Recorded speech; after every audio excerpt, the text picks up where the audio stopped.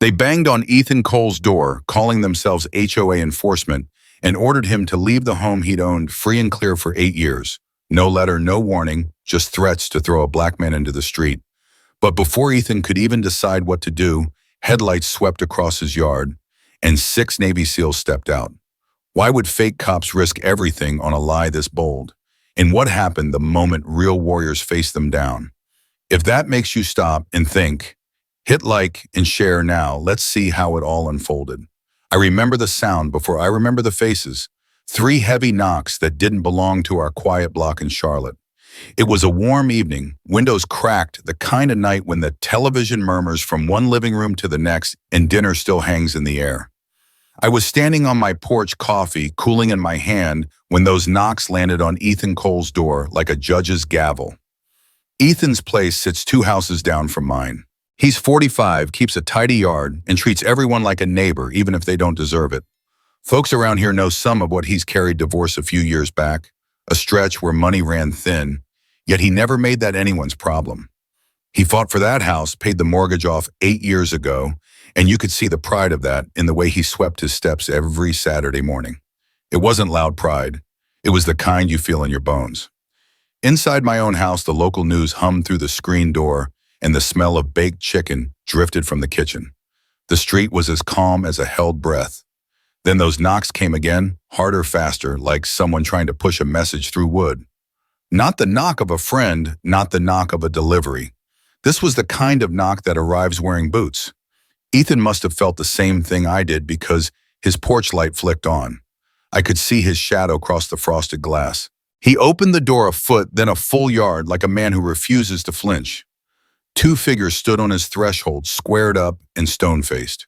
They wore tactical vests with big block letters that read HOA Enforcement Division, the kind of letters meant to shout before a mouth ever opens. One was tall and shaved clean, a white man with a knife-thin scar running across his right brow. The other was shorter, thick through the shoulders, dark lenses hiding his eyes even after dusk. Both of them had that practiced stillness, the kind you buy in a mirror. The tall one lifted a clipboard like it was a badge. "Mr. Cole," he said, a voice as empty as a hallway. "Per association rules, you are required to vacate this property within 48 hours. This is an official notice of enforcement." The words thudded into the evening. I looked up and down the block. Nobody else moved, but I knew they were listening, the way blinds settle a millimeter lower, the way a dog goes quiet when it senses a storm. Ethan didn't step back. He rested one hand against the frame like he was bracing a door that didn't need bracing. "You're at the wrong address," he said, calm as a level. "This house has been paid off for 8 years. The shorter man shifted his weight and let his voice drop into something meant to intimidate. "You're out of compliance. We're not here to debate it." I stepped to the edge of my porch. Their vests caught the porch light and flashed authority, but something about them rang like a tin bell. The stitching looked new enough to squeak. Their radios sat dark on their straps, no chatter, no static, just dead plastic. And that clipboard, God help me, was the kind you buy with a pack of printer paper. Ethan glanced at the paperwork without taking it, then looked right back into the tall man's eyes. He gave a short, dry laugh. It wasn't amused. It was the kind of laugh you make when someone tries to sell you your own name. "This house is mine," he said, "paid in full. You really expect me to believe a scrap of paper and a vest I could order online?" The tall man didn't blink. He angled the clipboard closer like proximity could make something real. "Failure to comply will escalate this matter," he said. "We can start the clock right now." There was a heaviness in the air then, like the humidity had thickened around all of us. Ethan didn't raise his voice. He didn't have to. If the Homeowners Association had an issue, he said they would send a letter and it would have a name on it. Yours, their president's, someone's. That's how neighbors handle neighbors. The shorter one took half a step forward, shoulders rolling as if that might count for authority. "You don't belong here," he said low. "You've got 48 hours to do the right thing." I felt that line crawl under my skin. The words weren't about rules. They were about pushing a man out of his life, about trying to turn a porch into a border. Ethan's hand dropped from the doorframe to his side. His knuckles were steady. "I'm not going anywhere," he said. "You knock on this door again, you bring a real name, a real signature, and a real reason. Otherwise, you can step off my porch. For a second, nobody breathed. The television behind me kept talking about weather, about a county fair, about something else that didn't matter. Somewhere down the block, a dog barked once and thought better of it. The tall man leaned in just enough to cast his shadow over Ethan's shoes. "We'll be back," he said, "and next time won't be polite." They let the sentence hang like a hook. The shorter one was already backing away, chin raised like he'd accomplished something. The tall one turned last, smiled with no teeth, and walked to a dark SUV idling at the curb. I watched the rear lights slip away, two red eyes narrowing into the street until they blinked out. Ethan stood in the doorway a beat longer, as if he were listening for something I couldn't hear. Then he closed the door softly. Not a slam, not a surrender, just a careful click, the sound a man makes when he's drawing a line. On our block, most nights pass like warm water, quiet and ordinary. But that night you could feel the temperature change. People didn't come outside. They didn't have to. The news had already arrived and knocked for all of us. I stayed on my porch longer than made sense, staring at the place where that SUV had been. It was an empty patch of road, but it felt like a promise had been left there. I won't pretend I knew what would happen next. I only knew what I'd seen: two men in costumes trying to turn intimidation into law, and a neighbor who refused to bow his head. The TV kept talking, the breeze kept moving. Somewhere inside his house, Ethan switched off his porch light. Darkness settled back into the hedges. The smell of dinner finally faded from my kitchen. But the sound of those knocks, hard, insistent, wrong, kept echoing in my chest. Later, when folks ask how it began, I tell them the truth with a door, a lie dressed up like authority, and a man who wouldn't be moved. Everything else, the headlights, the boots on gravel, the way the street would soon gather around the truth, hadn't happened yet. But the fuse had been lit, and we all knew, even if we wouldn't say it out loud, that whoever came back to that porch wasn't going to find the same silence waiting for them. I didn't go back inside. Something about the way those men stood on Ethan's porch told me the night wasn't finished with us. The air felt tighter, like the block was holding its breath. From where I stood, I could see the corner of a page still pinched under Ethan's thumb. He'd finally taken their clipboard, not out of respect, but the way you might take a counterfeit bill, careful, skeptical, ready to hand it back. "Let me see what you think is official," he said. They'd printed it on thin, shiny paper that curled at the edge. No letterhead, no watermark, no seal.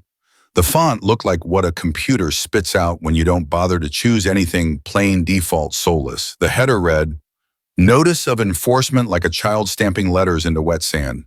There was a blank line where a name should be, and an empty box where a signature ought to live. Ethan ran a finger along the bottom, found a line labeled "Authorized by," and looked up without a word. The tall one lifted his chin, like posture could fill in legal gaps. "What's the association president's name?" Ethan asked. The tall one blinked once. "Sir, that's not—" "And who signed this?" Ethan said, tapping the empty box. "Point to it. I'll wait." Silence shifted on the porch. The shorter man's jaw tightened. The tall one tried to recover his rhythm. "The board empowered us to—" "Quote me the article," Ethan said. "If you've got authority, you've got a rule number, a policy code, something I can check. So tell me which one."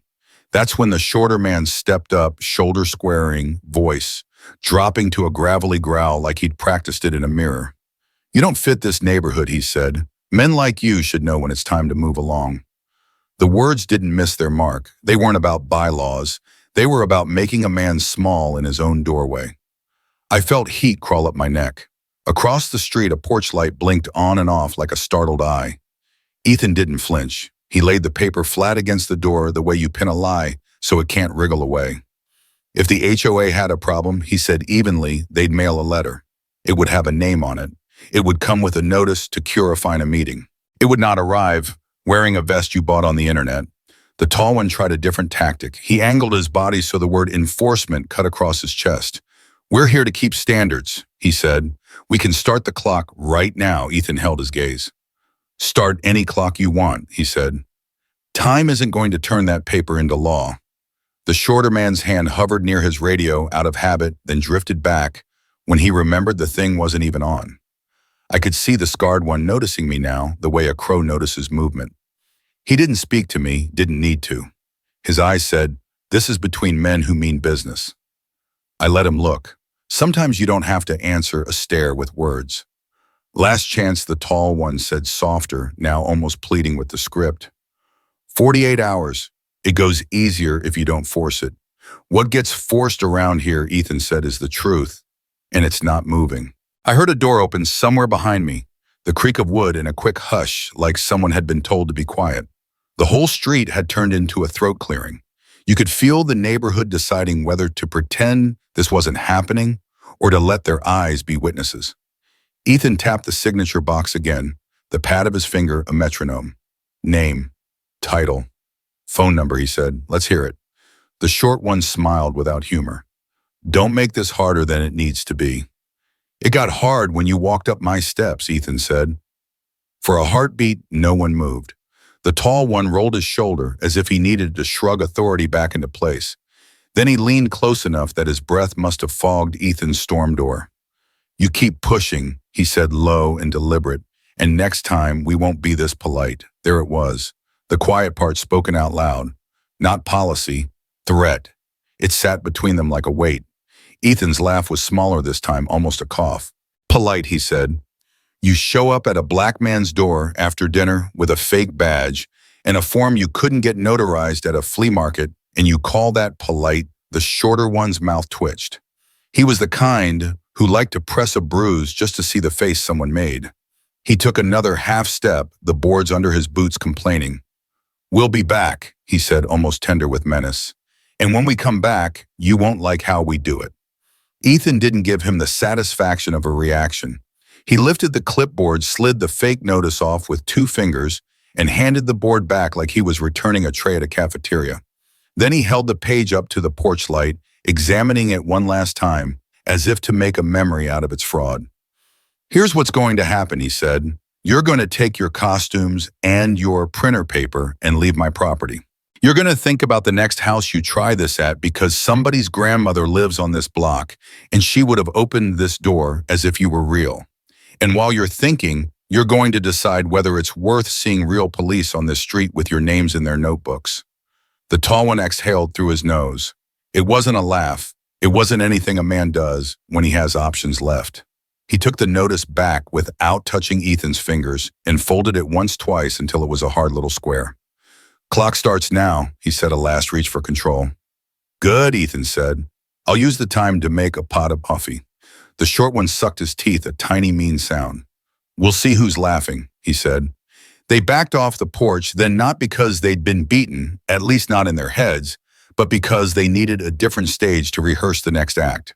Their boots knocked the steps in a rhythm that felt like a dare. The tall one didn't look back. The short one did just a flick of glass where his eyes should have been, and I swear the temperature dropped 10 degrees.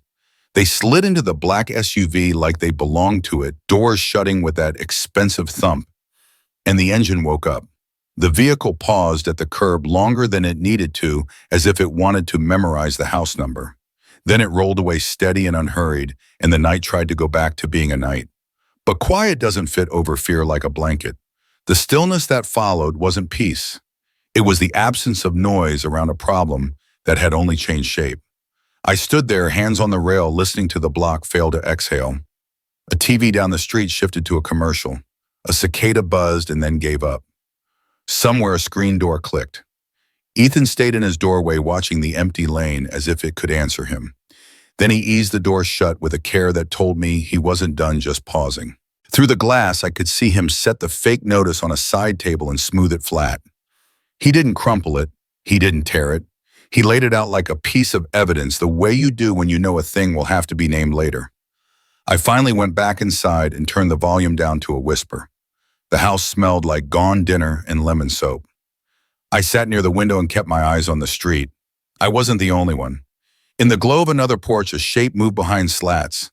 The neighborhood had seen enough to understand we were inside a story now, whether we wanted to be or not. People talk a lot about what courage looks like. Sometimes it's loud and cinematic. That night, it was a man standing under his own porch light, refusing to swallow a lie. It was a paper that didn't fool the person it needed to fool. It was the way the road looked after the SUV left cleared but not safe. It was the knowledge that every knock from here on out would carry a different weight. And if you're asking whether we believed they'd be back, I can tell you we didn't need belief. We had the promise they made with their mouths. We had 48 hours hung above a front door like a clock with no hands. We had an evening that wouldn't settle. The SUV was gone. The threat stayed. I saw Ethan close the door with a care that didn't match the storm that had just rattled his porch. The latch clicked soft but final, and then he leaned his back against the wood as if it were the only thing holding him upright. His chest rose and fell sharp, uneven. Even from my window, I could almost hear the way his breath caught. Later, he told me what came to him in that silence, his father's voice. Real authority never needs to prove itself. With cheap badges, the old man used to say. But wisdom, no matter how true, doesn't always quiet the noise that panic makes. And panic had found its way into Ethan's chest. The SUV's taillights had barely faded when the questions started piling in his mind. What if they come back with more men? What if next time they bring real weapons instead of plastic radios? What if I'm alone when they do? The Hasselbaum house was supposed to be his fortress. Tonight it felt like a target. He crossed the living room and peeked through the curtains. A thin slice of the street showed itself. I did the same from my side. Curtains twitched across the block. Neighbors peeking curious, maybe even concerned, but only for a heartbeat. Blinds snapped shut again, shades drawn. Everyone saw no one stepped forward. And in that moment, I think Ethan felt a kind of abandonment that cut deeper than the men's threats. He sat down hard on the edge of his couch, hands trembling against his knees. The fake notice lay flat on the table beside him, its black letters shouting louder than the TV murmuring in the background. His phone was within reach. He even picked it up, thumb hovering over the dial pad. 911. He whispered the numbers like they might answer themselves. But then he stopped. I could imagine the thoughts racing through him. Would they even take me seriously?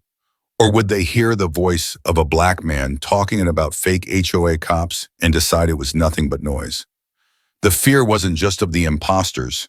It was of being dismissed, unheard, invisible. And then came the memory. He told me later it hit him like a slap the summer afternoon when he was 12, walking to the park with a basketball tucked under his arm. 3 older boys blocked the gate, sneering, telling him he didn't belong there because of the color of his skin. They shoved him back until the ball rolled into the street. The sting of that rejection, the raw ache of being pushed away from a place that should have been his too, it all came rushing back in that dim living room. For a few minutes, Ethan let the weight press down. His shoulders sagged, his head dropped into his hands. If anyone had seen him right then, they might have thought the fight had been drained out of him. But something shifted. Maybe it was his father's words echoing again. Maybe it was the memory of paying every last cent to own that house brick by brick, year by year.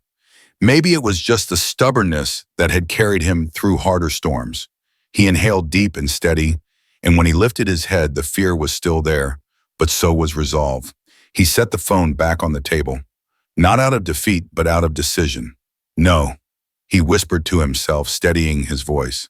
I won't fold. This is my house, my fight, and I'm not moving. From across the street, I saw his silhouette straighten in the lamplight. A man who had nearly bent under the weight of intimidation now sat taller, shoulders squared again. He was still alone in that room, still vulnerable, still marked by the threats of strangers. But the look in his posture told me he had decided something important. If they returned, he would not meet them as a man shrinking in fear. He would meet them standing firm. And the truth is that night wasn't just about 2 men on a porch. It was about the way fear tries to spread through a block, through a heart, through a life. Ethan felt it. God, did he feel it, but he also did something few people manage when the dark closes in. He pulled himself back up. It was the kind of moment you don't forget. Not because it was loud, but because it was quiet. And in that quiet, a man drew a line no one else could see yet. A line that said, this is where I stop running. This is where I stand. Not even an hour had passed when the low rumble of that same black SUV crept back onto the block. The street was quiet, but the sound carried like a warning. Curtains shifted again the way they do when neighbors are watching, but don't want to be seen.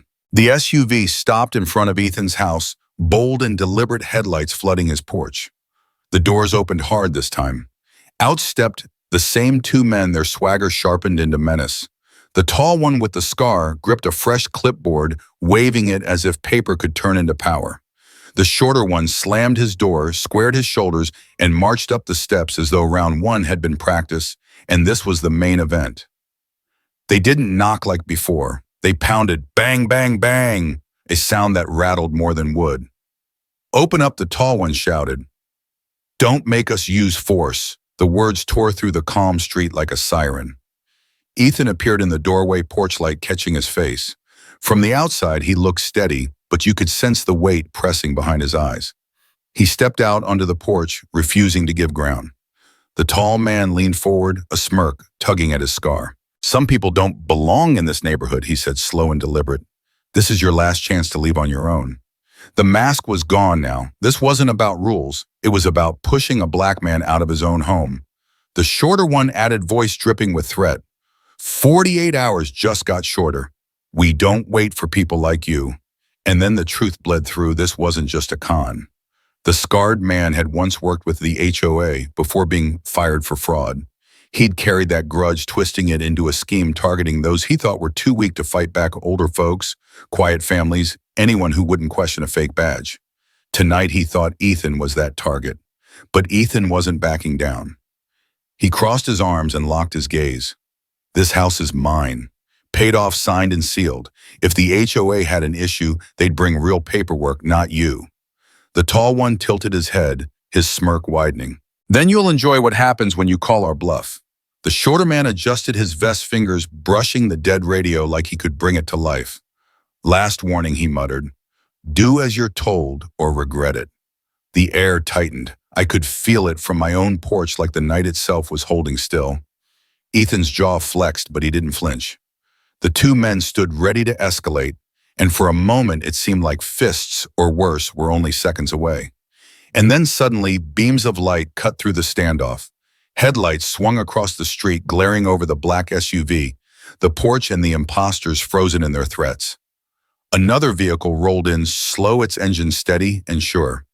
The impostors turned, squinting into the brightness. Ethan stayed planted on his porch, caught between relief and caution.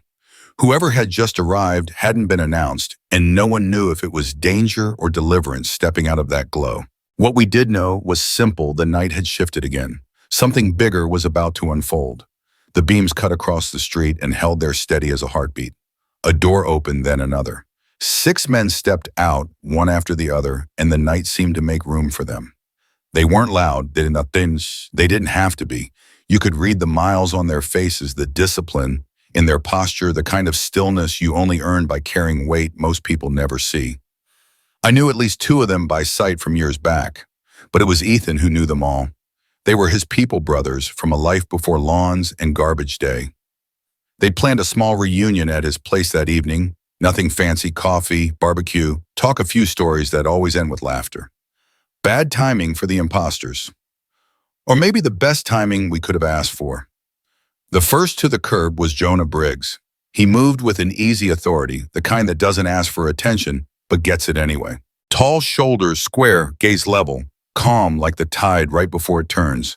He took in the porch, the fake vest, the posture of the 2 men, and said nothing. But you could feel him measuring the whole scene and deciding how much of it he needed to own. Beside him was Marcus Hale, a few inches shorter, eyes working like a lens. He didn't stare. He scanned. Clipboard vests, stitching, boots, radios, body language, click, click, click. He was already collecting tells the rest of us would notice 5 minutes too late. If Jonah was the compass, Marcus was the grid. Pierce Donovan came up the driveway like a verdict. He had the blunt energy of a man who believed in calling a thing what it was, and he never looked happier than when a lie offered him a clean shot. Even his silence felt sharp, like it could cut through tape. A step behind them, Silas Ward lifted his phone and began to record, not from fear but from certainty. He framed faces, badges, hands, and the fake notice when it flashed in the porch light. The camera didn't shake. This was evidence, not entertainment. Closer to Ethan, just a fraction ahead of the others, moved Damon Cross. He wasn't big for show, he was big for shelter. You felt safer just being near him, and I watched him take up a position that said, "Without a word, you'll go through me first." People like Damon make the ground under your feet feel thicker. And then Vaughn Keller closed the line. His presence hit you the way a bass note hits a room, low, certain, impossible to ignore. He didn't need to raise his voice to make it carry. When Vaughn spoke, sound seemed to find a backbone. The imposters felt all of this even if they couldn't name it. You could see it in the way their shoulders tightened and their eyes flicked from man to man, recalculating. The shorter one tugged at his vest as if a better fit might make it more real. The tall one shifted his clipboard from one hand to the other, like he wasn't sure whether to hold it up or hide it. Ethan didn't move off his porch. He didn't have to. His brothers closed the distance in a loose half circle that didn't look like a threat until you noticed it had quietly placed the imposters between 6 men and a camera. Jonah stopped at the bottom step and finally let his voice into the evening. "You picked the wrong house," he said, calm, direct, no heat. "And the wrong man." The tall imposter tried for swagger. "This is HOA business. Doesn't concern you." Jonah's eyes didn't leave his. "It does now." Silas lifted his phone a little higher so the lens caught the fake patch clean. "Go ahead," he said, evenly. "State your names for the record. Supervisor, association president." "We'll wait." The shorter man scoffed. "Turn that off. It's staying on," Silas said. "No edge, just fact." Marcus stepped closer to the step, not enough to crowd, just enough to see. He pointed lightly with 2 fingers. "That vest stitching is new. Nowhere on the straps. Radio's dark, no ID tag, no channel chatter. And that form you waved looks like a template, no letterhead, no signatory. If you're trying to pass as official, you've got holes you could drive a truck through." Pierce laughed once, short and satisfied. "Translation, you dressed up for the wrong party." The tall man's mouth pressed into a line. "We'll escalate if we have to." "Escalate," what Pierce said. "Your prop budget." The shorter one shifted his stance toward Ethan, and Damon moved half a step without thinking, a wall finding its place between hurt and the thing that wanted to cause it. He didn't posture. He didn't puff. He just existed in a way that closed bad options. Vaughn finally spoke, voice low and round. "I suggest you slow down and choose your next words like they matter. Because they do." For a second, nobody breathed. The night listened. I could feel the neighborhood leaning in from behind its windows, understanding on some instinct that the center of gravity had moved. This was no longer one man on a porch. It was a line. The tall imposter tried to recover the script.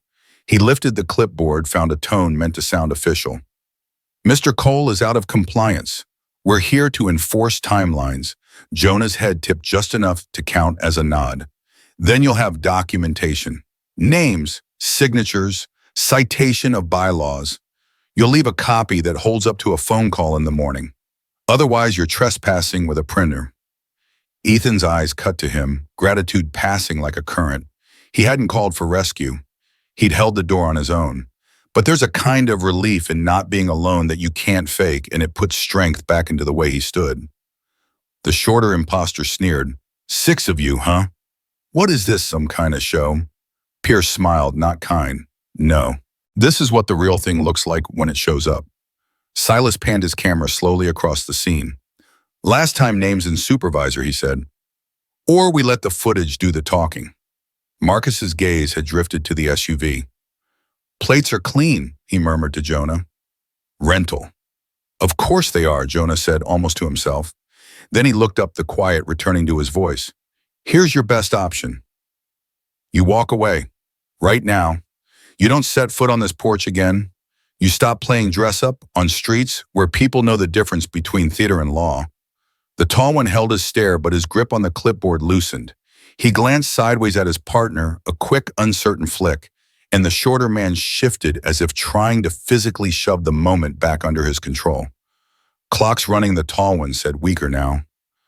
48 hours. Vaughn stepped forward just enough for the boards to speak under his weight. "Let me be clear," he said, each word paced. "No clock starts when the lie is holding the stopwatch." And just like that, the air changed again. Not loud, not dramatic, but you could feel the balance recenter itself around Ethan's porch. The imposters had come back to push a man out of his life. Instead, they found a reunion that wasn't about nostalgia at all. It was about presence, quiet, unshakable, collective.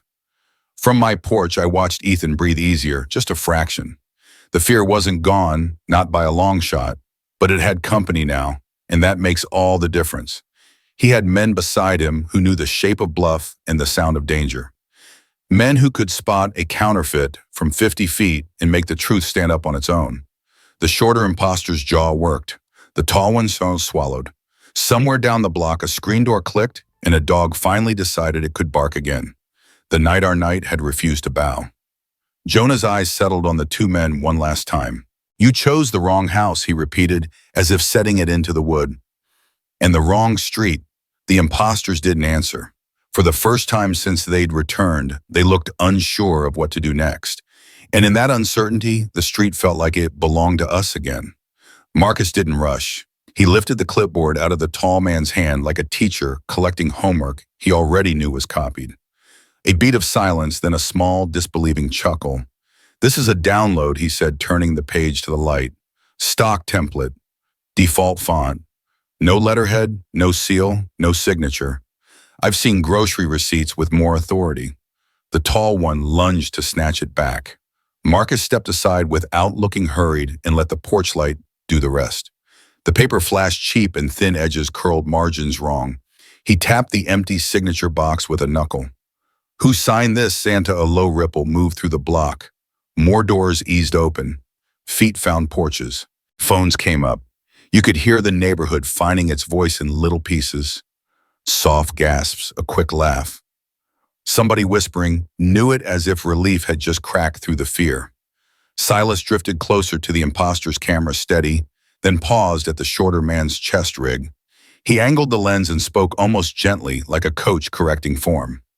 Your radio's not powered. No clip ID, no call sign, and there's no battery indicator because there's no battery. He flicked his eyes up. It's a prop. The shorter man swatted at his vest as if he could jar legitimacy loose. Back up, he snapped, but the bite had gone soft. The lenses of his shades showed the reflection of half the street porch lights, phones' faces. Even his echo sounded smaller now. Pierce leaned one shoulder into a post and grinned. You really thought you could scare a whole block with party favors and a printout? He nodded at the vest patches. Tell me they came with free shipping. The tall one tried to find his voice. This is official, no, Marcus said not unkindly, just final. He let the page hang between two fingers. Official is verifiable. This is theater. Ethan hadn't moved from the top step, but I saw his shoulders loosen by a fraction enough for breath to happen again. The crowd grew as Mrs. Adler from the corner with her cardigan thrown over pajamas, two teenagers filming from the sidewalk. Mr. Ortega with his arms crossed, tight, jaw set. They weren't hiding behind curtains anymore. They were witnesses. Silas pivoted his phone to catch the imposters, the paper, the blank radios, then lifted it so the camera took in the faces of neighbors watching. For the record, he said, this is the address. These are the men, this is the document they brought. The shorter one's stare darted hunting for an exit that didn't look like retreat. He forced a smirk. You think a video changes anything? It changes everything, Vaughn said from the rail voice, low and sure. Lies hate daylight. The tall man wet his lips.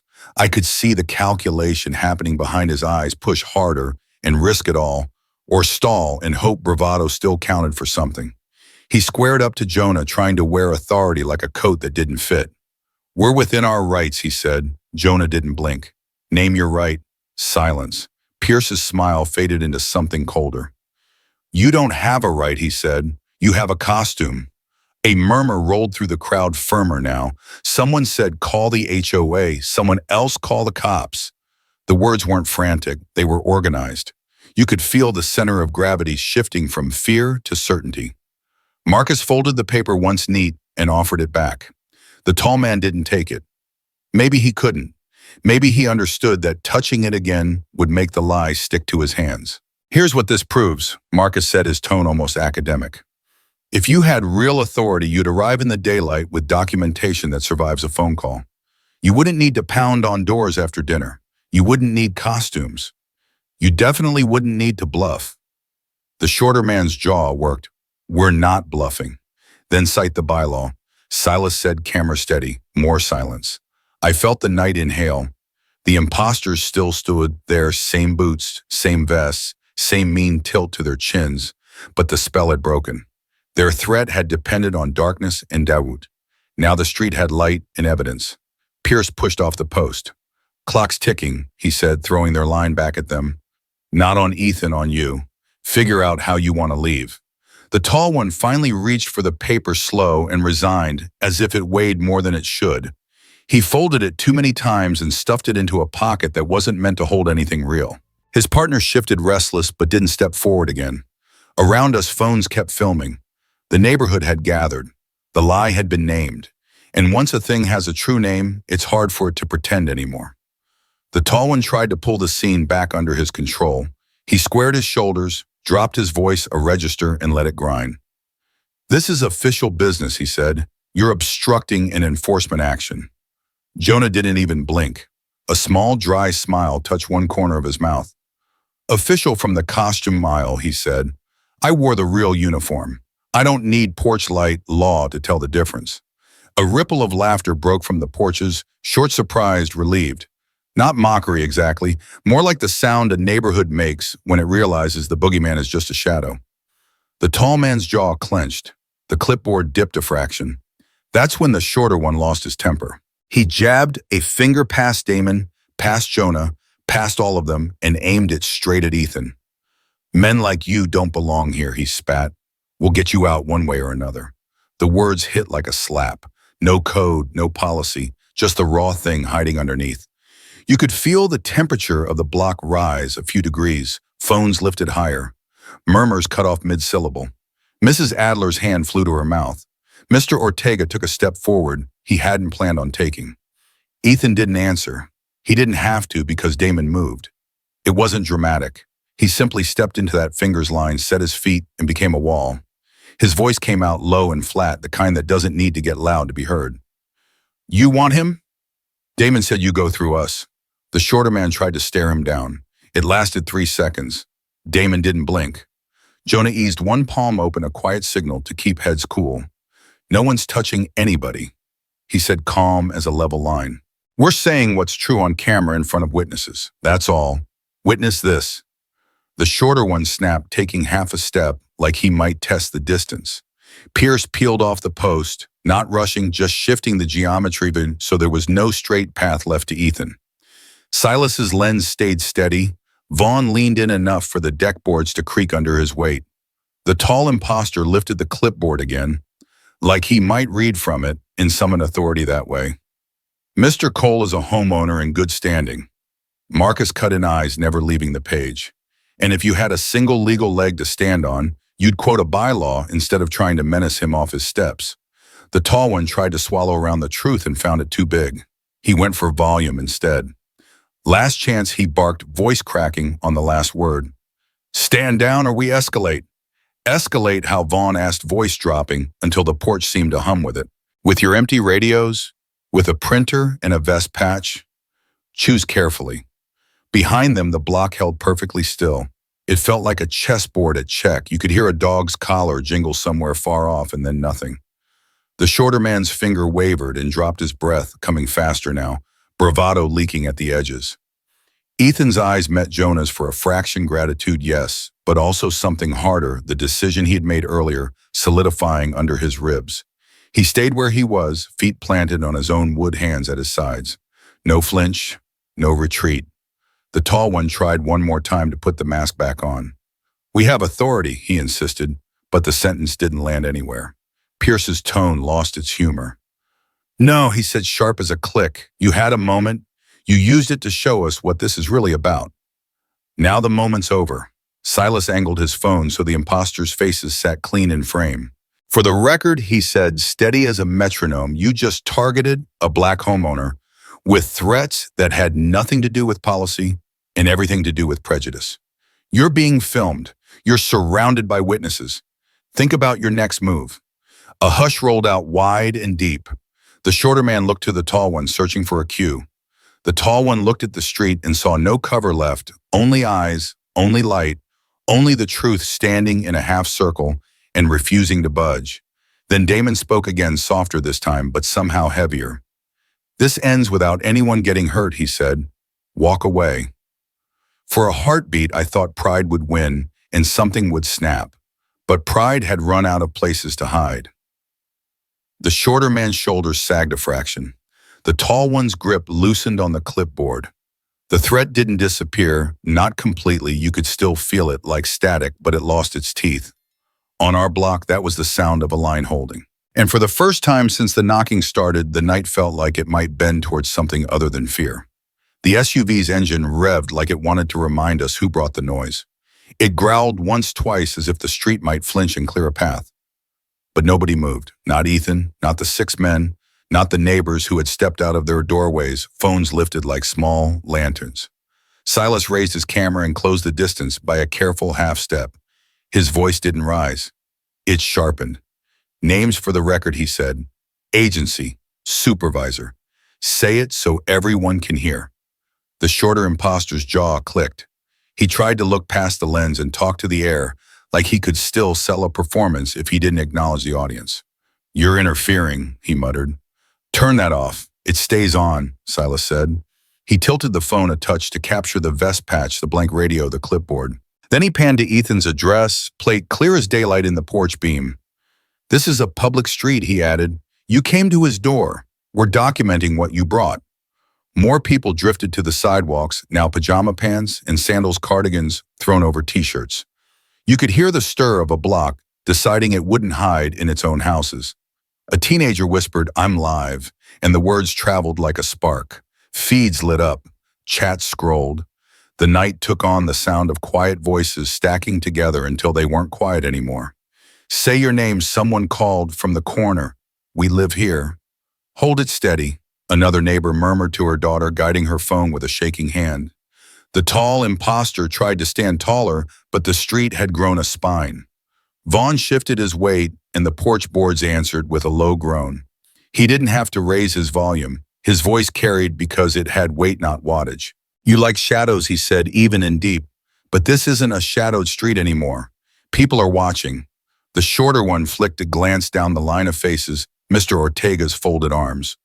Mrs. Adler's tight mouth, 2 teens, side by side, like anchors, the retired couple from the duplex leaning shoulder to shoulder. None of them shouted, none of them rushed. They just stood there and refused to look away. Agency, Supervisor Silas repeated, the camera steady as a fingertip on a page. Or the footage will do the talking. The tall man found a brittle smile. You think a video changes anything that already has? Mrs. Adler said, surprising herself. We were quiet. We're not quiet now. A ripple of agreement ran through the crowd. Small yeses, soft. That's right, a low hum of people finding the same note.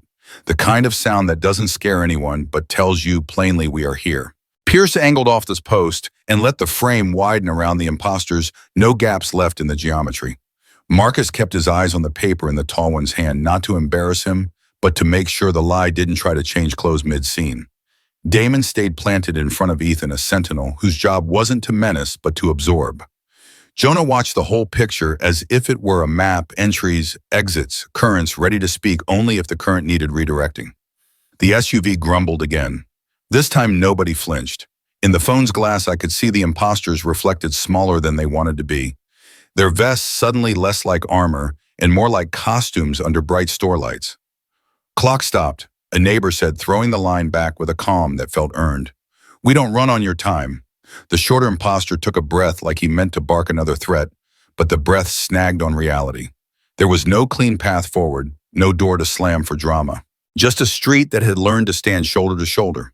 Vaughn's tone never changed, but the words landed like stakes.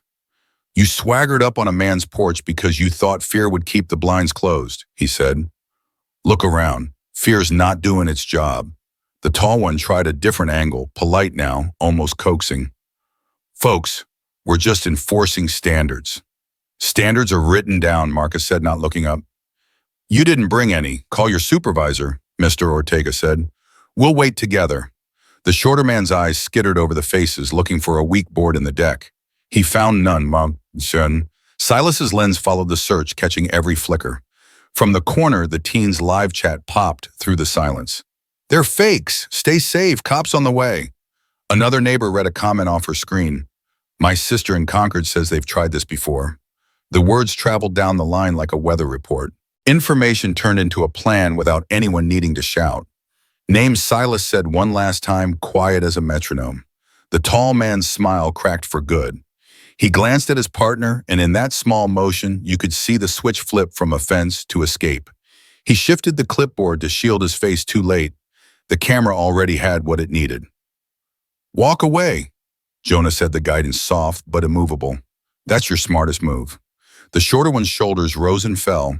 He wasn't listening to advice so much as to math.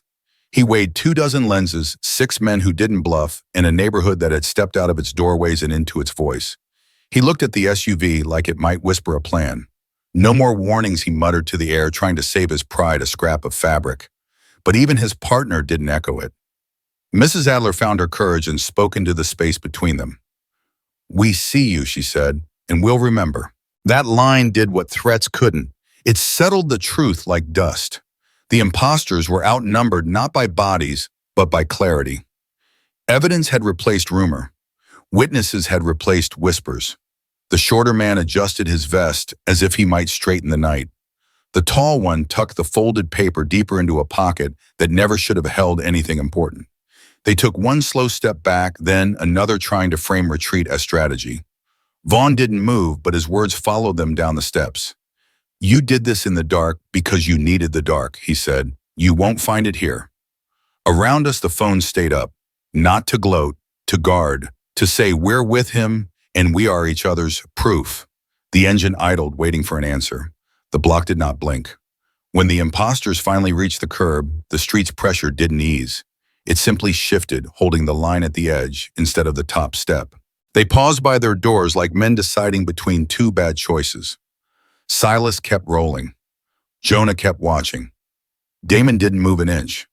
In that held breath, you could feel the turn complete of the neighborhood that began.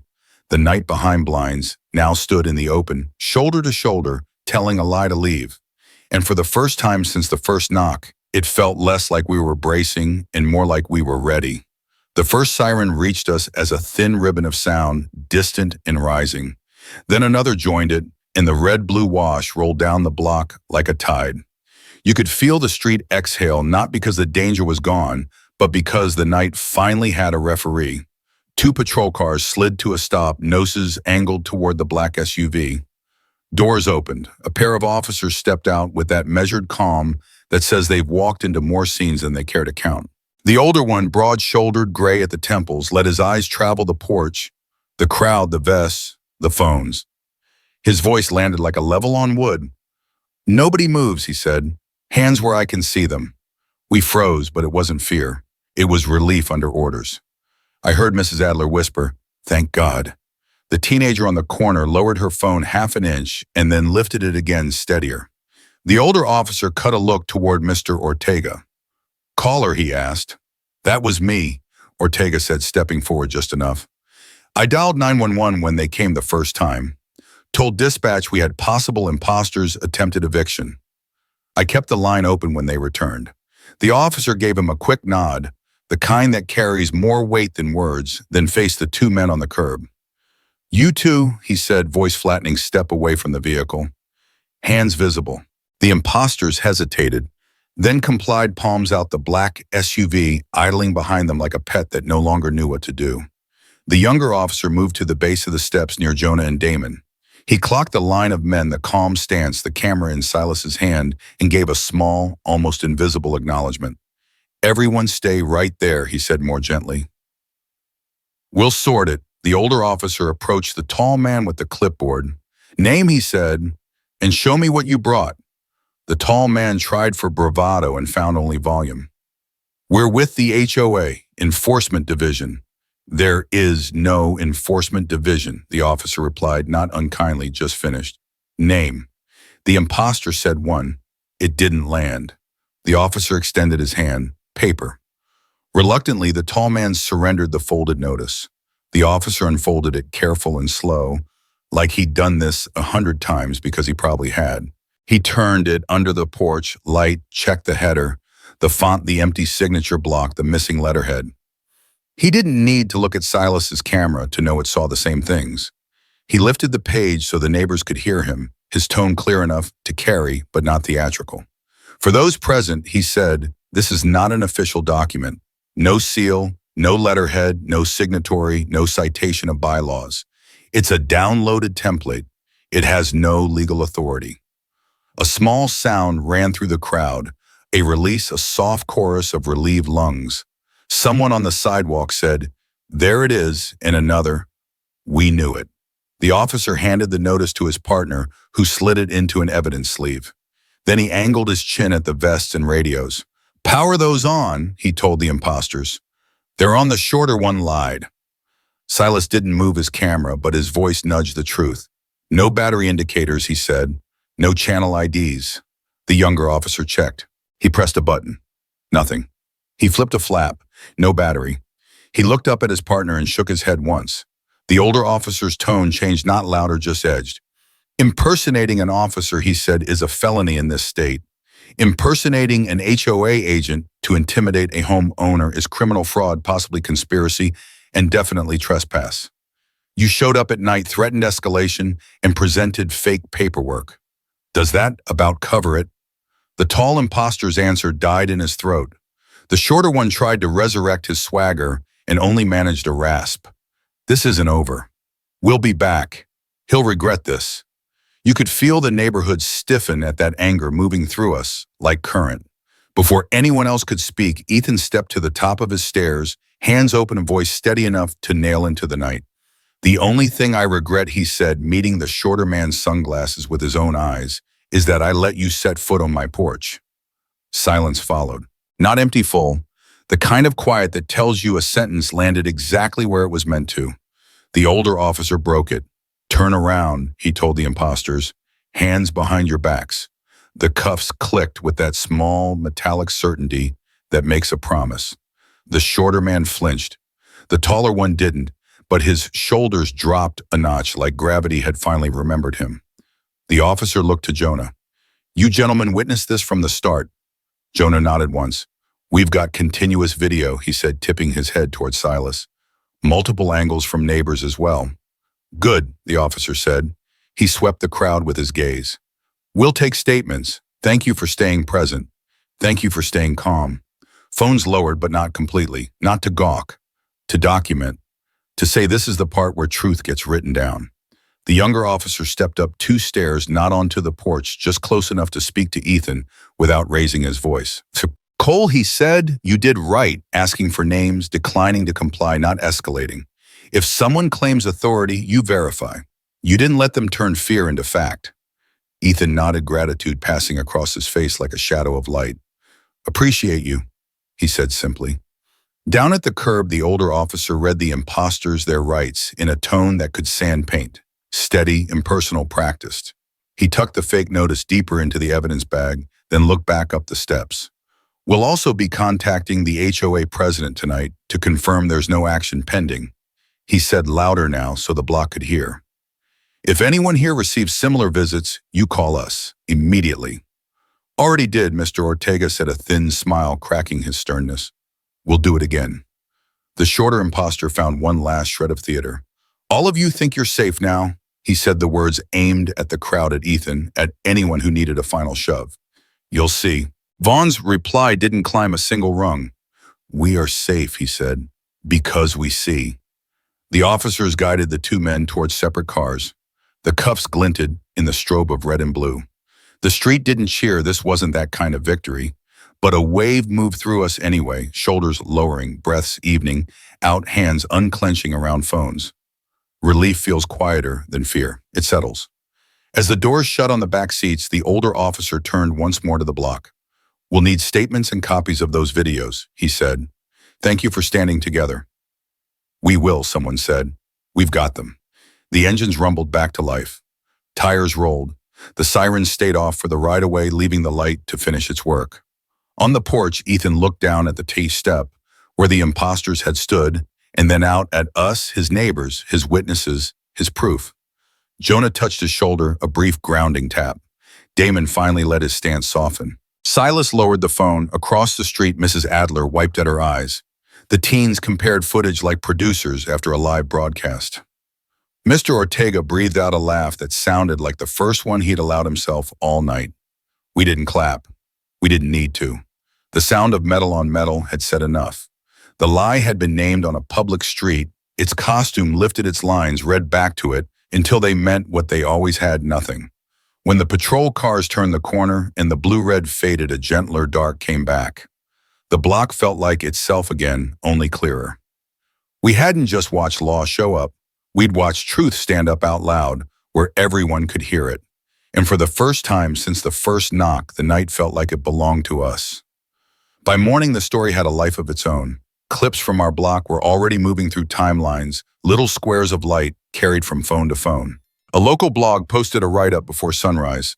By lunch, 2 stations had called Mr. Ortega for comment. The HOA issued a statement that read like a door finally closing. We do not and will not enforce by intimidation or unannounced visits. What happened was a scam, and thanks to this community, the truth is clear.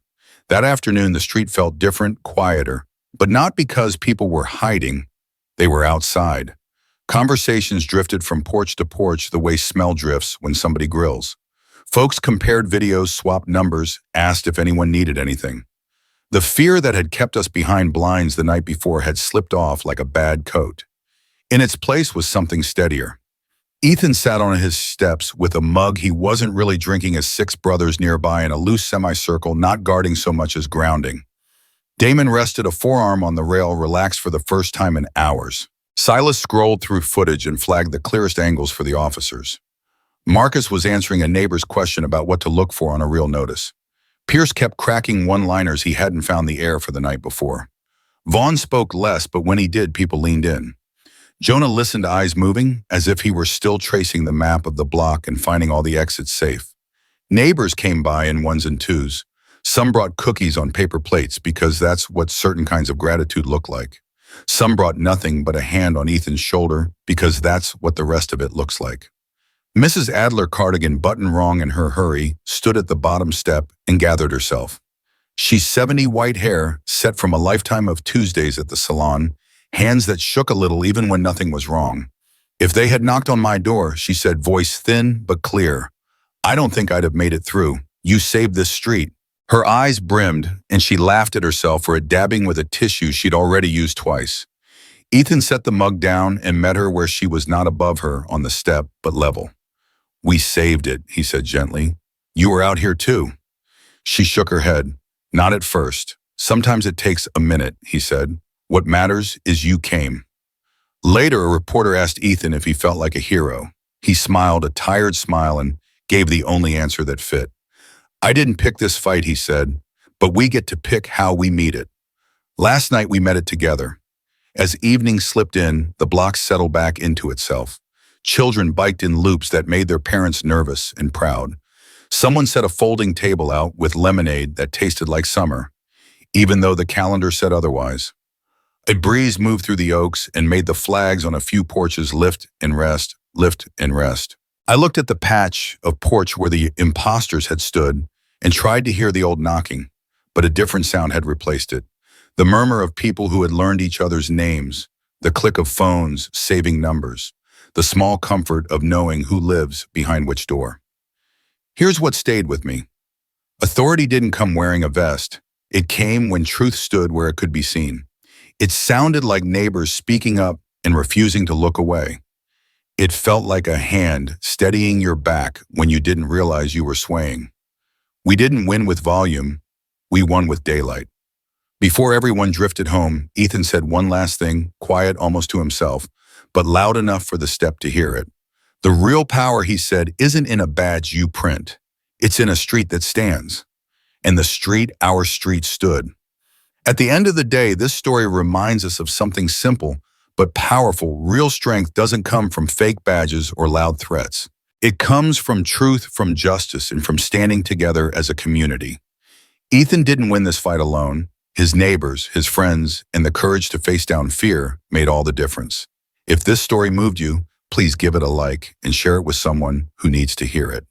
And don't forget to subscribe to Mr. Max Stories for more meaningful stories like this one. Your support isn't just a click. It's what gives our team the motivation to keep bringing you powerful, heartfelt stories that matter. Here at Mr. Max Stories, we believe in one simple symbol: when we stand side by side, fear loses its power.